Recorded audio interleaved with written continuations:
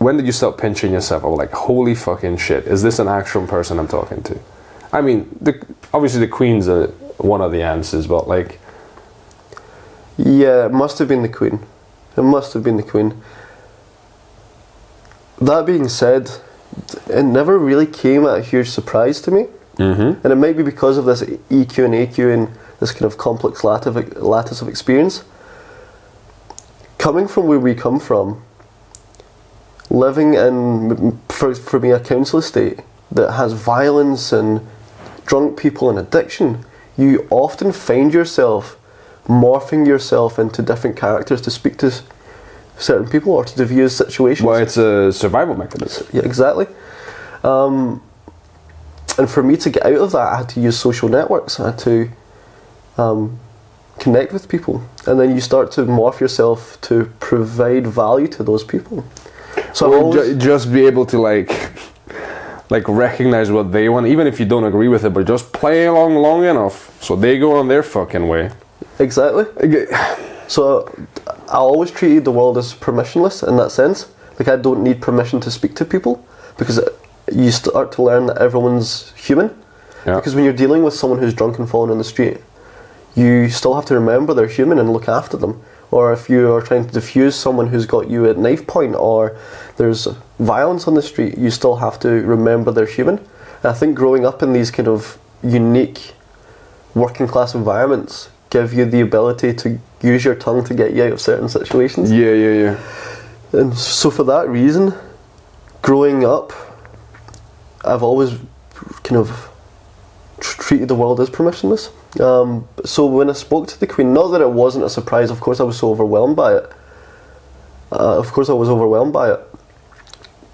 I still had to kind of verbally manoeuvre myself around that conversation. Yeah. Because you're speaking to the Queen, I had to polish my accent. But I do remember, like, doing the rehearsal for that, and speaking to the Queen's private secretary.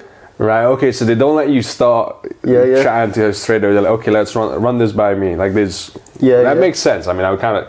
And that was a really pinch me moment, because you're like having to do the reps. Like so I can imagine doing a marathon, like you have to do all the small runs to get to that big run. Yeah. And it's probably like the last run that you do where you're like, holy shit, I'm about to run a marathon now. Like, I'm game ready. And it was speaking to the Queen's private secretary. But the funny thing about that experience is, before speaking to Her Majesty the Queen, rehearsing with him involved him mimicking the voice of the Queen and the persona of the Queen.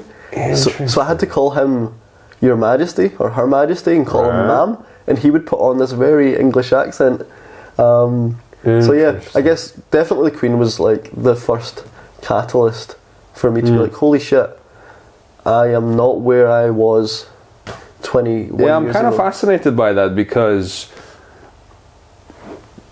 of the acting stuff I do. I've become very aware, and the whole permissionless thing of like, most of it is just make-believe. It's all just dress up. See these big business people, it's a suit, man. Like, you get used to look past the grandeur of things and just kind of look at the person underneath.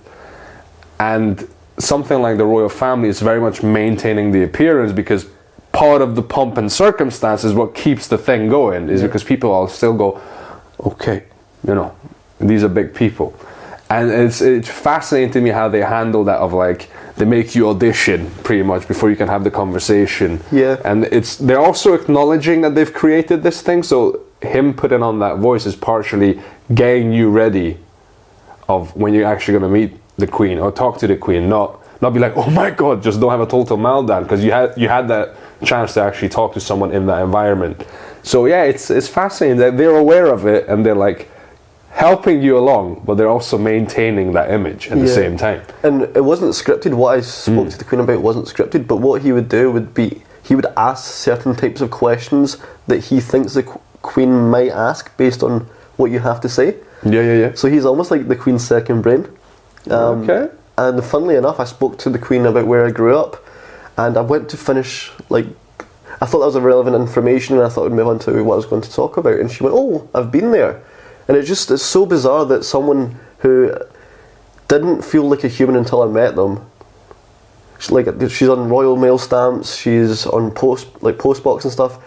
To realise that she's human and she's actually been to where I had been before, I realised that we had more in common than what I ever thought. Of course, she wasn't living in a council estate in Prestwick, she was probably flying into the airport to do some sort of public duty, but at the same time, we're not that far apart.